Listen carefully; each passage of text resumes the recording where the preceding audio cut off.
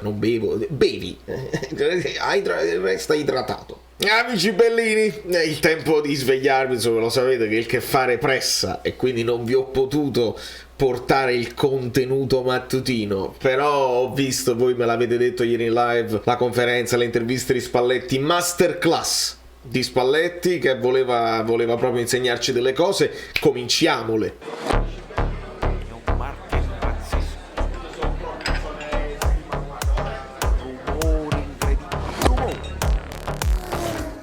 Allora, cerchiamo di andare veloce perché Pippo Cunsolo,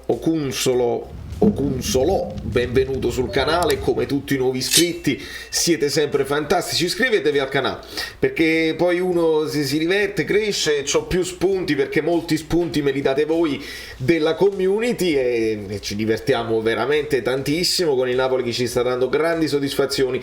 Lasciamo un like perché rimaniamo aggrappati a questo primo posto, nonostante l'Atalanta sempre a Ortomuso batte la Fiorentina. Solo noi non la battiamo la Fiorentina. Vabbè, lasciando perdere tutto questo, come la voglio sviluppare? Perché mi sono scritto sulle tavole pitagoriche qua le 10 comandamenti, un pochino la conferenza di Spalletti eccetera eccetera. Spalletti era tosto, non te lo fai, e aveva tante cose da dire, e non dico da insegnare, ma sta provando anche a far crescere un po' tutto l'ambiente. Alcune cose le dice per farle arrivare ai calciatori, altre le dice per farle arrivare agli addetti ai lavori, a noi tifosi eccetera eccetera, ma poi è tutto legato, perché poi quando gli addetti ai lavori dicono delle cose, i giocatori che sono permalosi le sentono e perdono l'entusiasmo.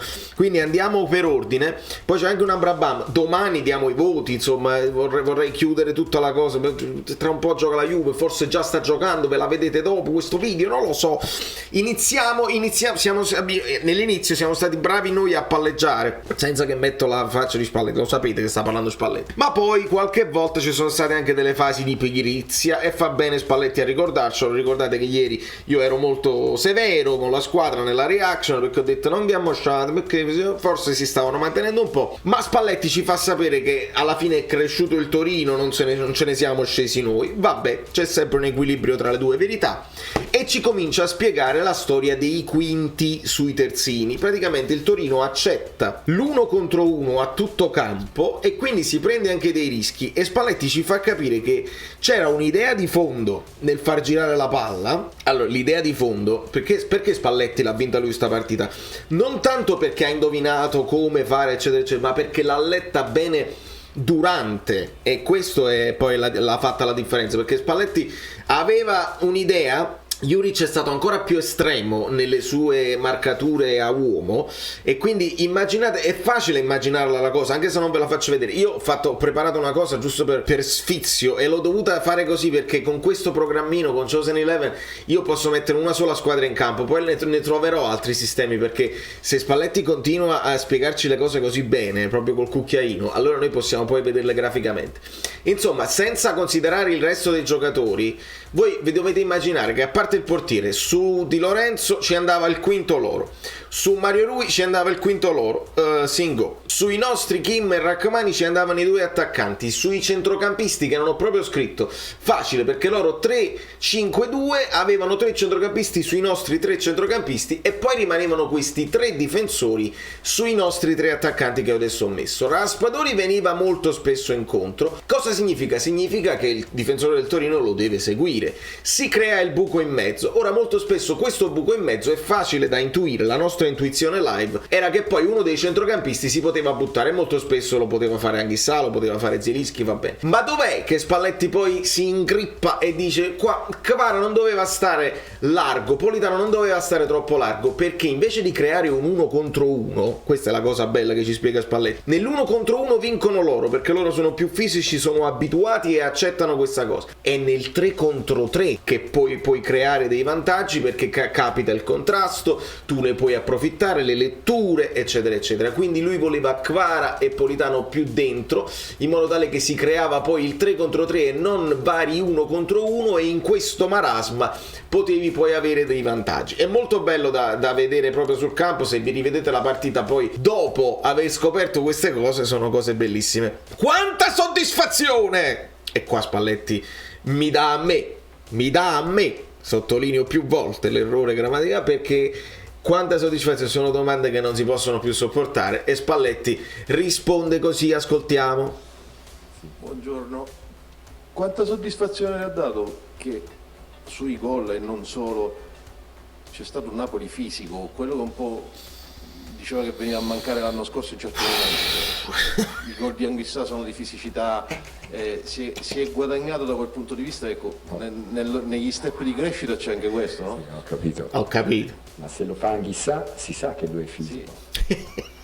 Lo deve fare a Kvaratskhelia, Politano e un altro Kvaratskhelia. E quel duello lì lo deve vincere di testa. Allora sono contento perché anche uno che non ce l'ha come caratteristiche fa quello. Questo è un tema. Dembélé, ci vai a sbattere quando è in mezzo, è un'altra roba che sbattere contro Zelinski o sbattere contro Demi o Diciamo Bocca. anche quello di Kvara, pur essendo sempre di qualità, è un gol anche di forza fisica. Vero. È un gol di forza.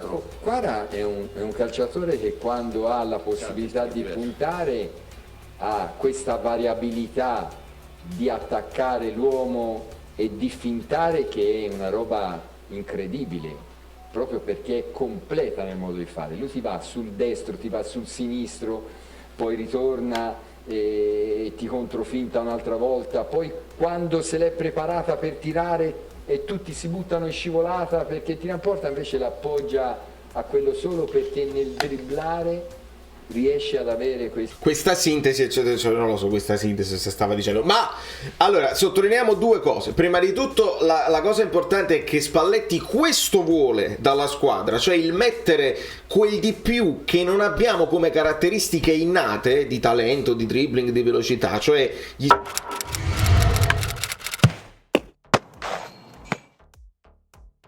scontri fisici da quelli che non ce l'hanno come caratteristica principale. Poi dopo gli si dice di Kvara, ed è giustissimo l'appunto del giornalista, perché Kvara è anche fisico e Kvara il gol di testa tipo Anguissa lo ha fatto, e quindi poi Spalletti si allarga e finalmente arrivano complimenti a Kvara. Questo era un altro tema, tanti complimenti per Spadori, tante tirate di orecchie per Kvara, arrivano i complimenti a Kvara, molto bene, quindi quanta soddisfazione. E Spalletti ci dirà ci vogliono 2 o 3 Anguissa in questa squadra, e allora lì io sto un pochino più tranquillo. E nelle interviste da DAZN con Ferrara, con Marcolini, lui dice pure ti alleni pure diversamente, perché come fai ad allenarla questa voglia a fare i duelli eccetera eccetera quando negli allenamenti c'hai Lobot, Gadem, Zielinski, tutta gente che non va allo scontro fisico ma giocheranno sempre di fino, quindi è difficile allenarlo. Con Dombele un poco meglio, ecco perché gli piace far mettere minutaggio a Dombele, vedete com'è importante. E poi ci sarà anche un passaggio, vi siete dimenticati di iscrivervi al canale Telegram, it's back up now. Perfetto.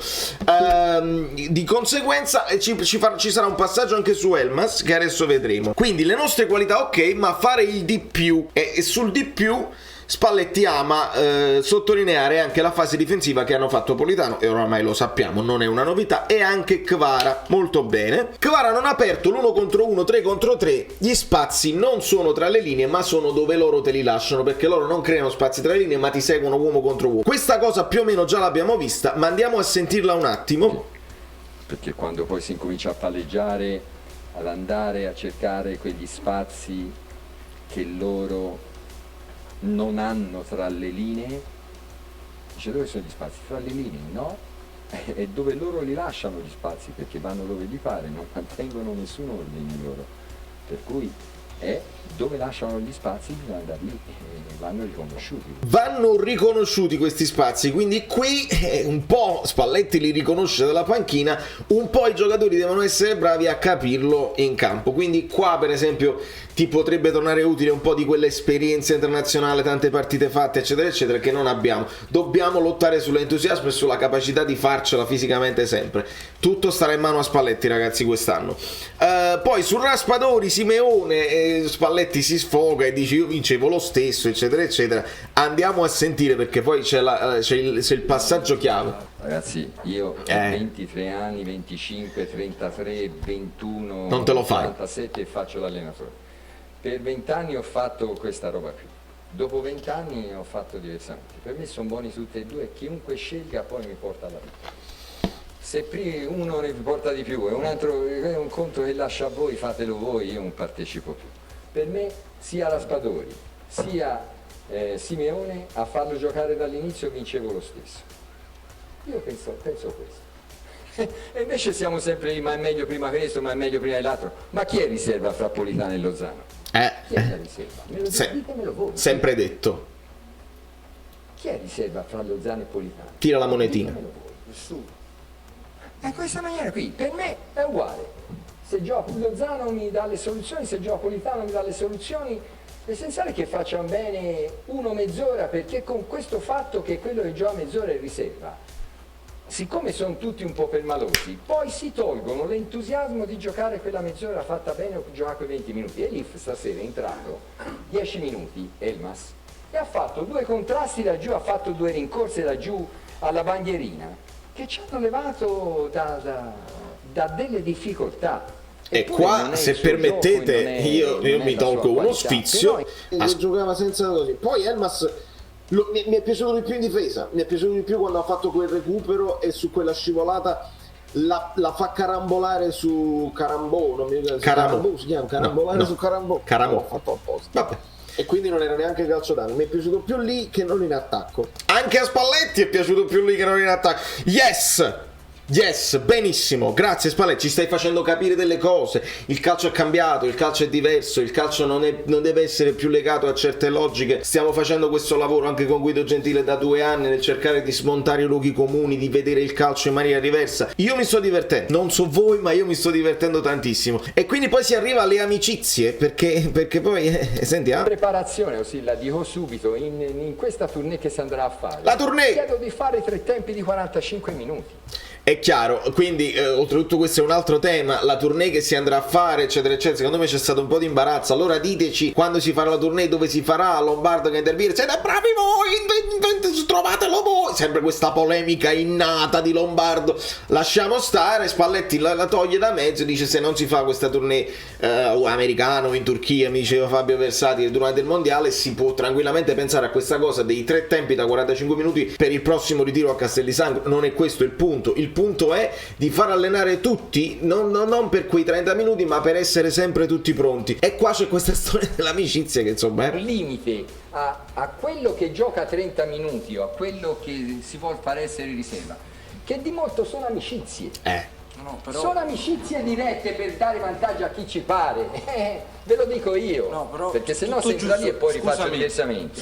Hai capito? Perché come Gattuso ci fece capire delle cose di equilibri in società che abbiamo poi abbiamo pagato eccetera eccetera. Io spero che insomma Spalletti ci sta facendo capire altre cose, e se stiamo attenti con le orecchie drizzate, lo so che questo video è molto lungo, ma voi ve lo vedete lo stesso, voi che volete veramente capire e non volete essere sorpresi poi da certe cose. Ma come si è rotto giocattolo, ma che è successo? Che è successo? Succede questo, succede che è un ambiente difficile, succede che Spalletti ce l'ha detto più volte, ha detto io ho allenato Roma, Inter eccetera eccetera. Quello che succede qua, presidente compreso, non succede dalle altre parti, quindi se lo lasciamo lavorare in pace è un conto. Allora noi ci giochiamo questo campionato strano fino alla fine, cerchiamo di ritagliarci un posticino lì al sole, se no diventa un po' complicato, Abituarsi a questa è un'altra cosa importante. Vabbè, ovviamente la palla da far girare su 3 calciatori diversi significa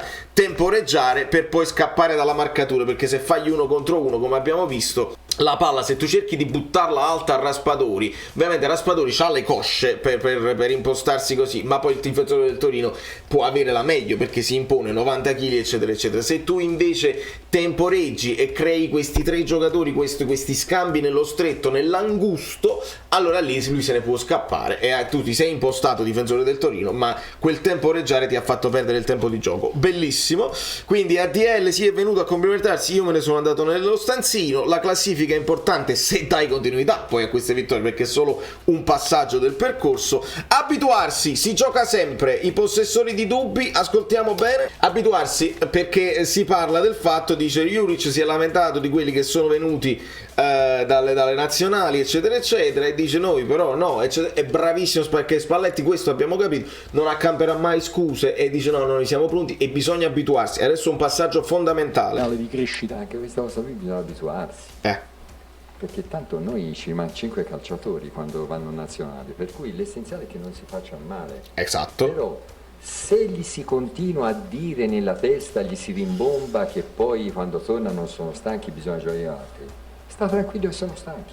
Oi? Se il Bayern Monaco gioca contro il Bayer Leverkusen ieri di venerdì senza aver mai fatto allenare i calciatori e vince 4-0, si può fare. Segno che nella testa c'hanno qualche cosa di differente.